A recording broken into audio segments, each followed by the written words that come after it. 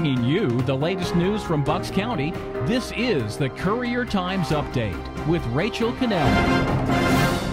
Good afternoon, everyone. I'm Rachel Canelli with your Courier Times Update on this Tuesday, February 5th.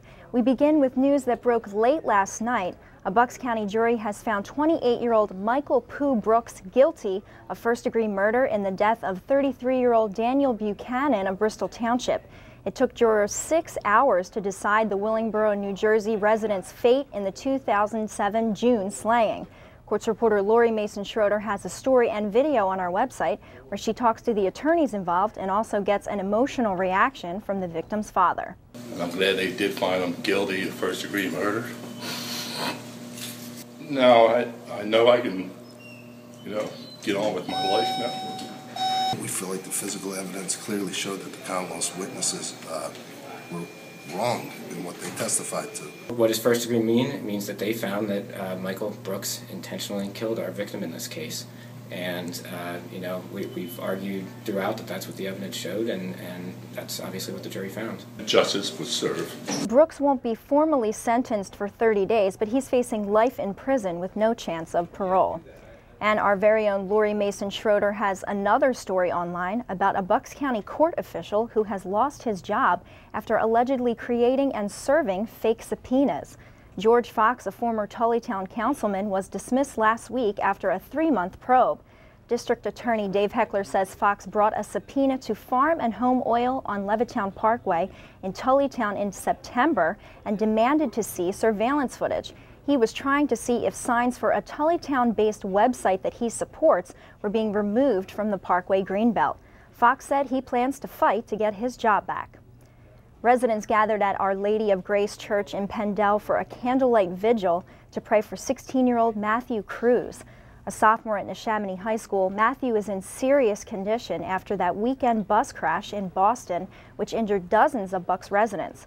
Reporters Danny Adler and Christian Menner were at the vigil and talked to an 8th grader who knows Matt for a story with video at buckscountycouriertimes.com. When I think about him, he's like a really positive, upbeat person who is really strong.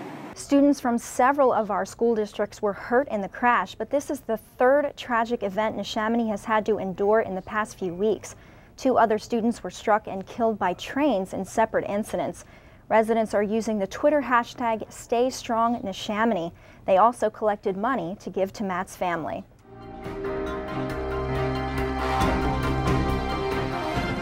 It feels slightly warmer outside today thanks to some calmer winds and higher temperatures.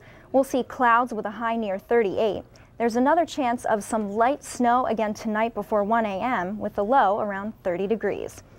Delaware Valley High School in Warminster has filed not 1 but 2 lawsuits against Centennial School District. The school says Centennial failed to pay more than $1 million in tuition for district students who attended the alternative high school for at-risk students. And the second suit claims the district solicitor Michael Levin has a conflict of interest because he helped create the tuition contract for the high school. Levin denies those claims, and the district wouldn't comment on pending litigation. Reporter Manasiwa has the full story on our website. In high school sports, a tied game can be frustrating, but Holy Ghost Prep will take it. That's because they forced a tie with LaSalle, proving they can hang against last year's state and Flyers Cup title holders. Video reporter Jen Wielgus talked to players about what this means for the rest of their season. You kind of learn that we're just as good as the state champ out there. If we work our hardest, we're right up there with their level. We can play with them the whole game. It's always hard losing to LaSalle because we haven't beat them, especially me. I haven't beat them in 3 years I've been here, and just tying them is upsetting. We were that close, and we came out that short. But at least we we can hang with them. So for Flyers Cup, if we see them there, at least we can hang with them and play them there. As a team, I think we know we really don't realize how good we are. So we know we can stay with the best team. We can stay with LaSalle. We can play with them. So I think that's good. That's get especially the younger kids to realize that we can hang with them. Sports reporter Rick Wolfel has more details on the game online.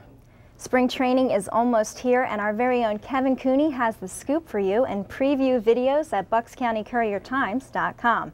The first focuses on how important Chase Utley and Ryan Howard are to the team this year. Utley has missed the last 2 spring trainings because of chondromalacia in his knees, which has severely limited the amount of games he's been able to play in the regular season. Through the winter, he's maintained a strict workout regimen. hoping that that would prevent the inflammation in his knees that seemed to result from him slowing down. The question is, though, can Utley still perform at the 2008 and 2009 levels when he was one of the best second basemen in the game?